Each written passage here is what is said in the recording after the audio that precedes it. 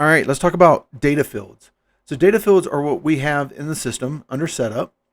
And with data fields, we have two different types. We have our core fields, and then we have our data fields. All right, core fields are things that are already attributed to the users, and you can just add, or to the wrestlers, and you can just, or teams, and you can add them in. So I'm going to say for this core field, I want to add, hey, that we want to add actual weight because we're going to do weigh-ins. I want to add in, and when I add these in, I can actually say if they're required. I can say that they're required if I'm doing registration and they're included there.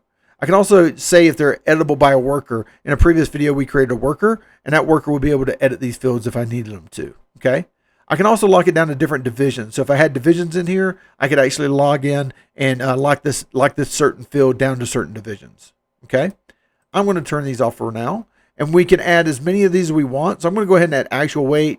I'm going to add defeated wrestlers because maybe I'm doing seeding criteria and I want to know who they defeated in the tournament. I'm going to add their date of birth because I want to import that or use that, their grade, any of these things you can import in, their skill levels, any of that stuff you can start to add in. Okay. Once I've added my core fields that I want to use, I can hit the add button and they'll all drop down right here for you, ready to roll. All right. They would also show the permissions and divisions if you had any that you were assigning them to. So if I came into my date of birth and I was like, you know what, this is going to be required and it's going to be included in registration. When I save that, I'll be able to see that now when I go back to my core fields. I'll be able to see that it's included in registration. Okay. Now, along those same lines, we have data fields. With data fields, these are more of the fields that you can add on your own that you can do custom stuff with. So if I was saying, hey, I want to add it to the wrestler. I want to call this shoe size. And I can make it a select box if I want to. All right. I can make it, I can put instructions for them if I'm having them fill it out. I can filter team scores by it if it was a certain thing like, hey, are they on a certain club or whatever like that we wanted to deal with. We can do any of these things that we want to with the requires and the divisions as well. So I'm going to add this in as a select. And then once I add it in as a select, I can actually add some options to it. So I can add a custom option. We're going to say, hey, this option is going to be a value of, we'll just say shoe sizes. So 5, display text will be 5.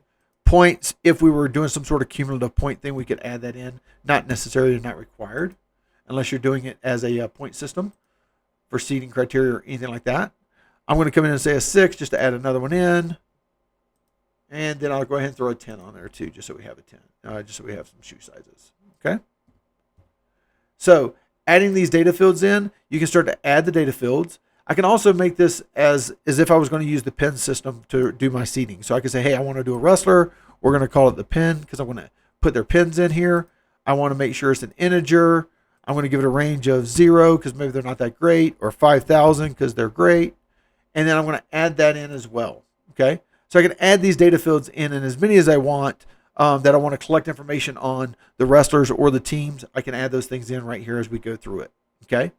Once you have those included, you can then use those as importing tool from the importer, or you can use them just as your editing wrestlers and being able to have them fill it out during registration, or as team admins fill them out, or whatever needs to be done. So that's how your core fields and data fields work as far as getting them in the system.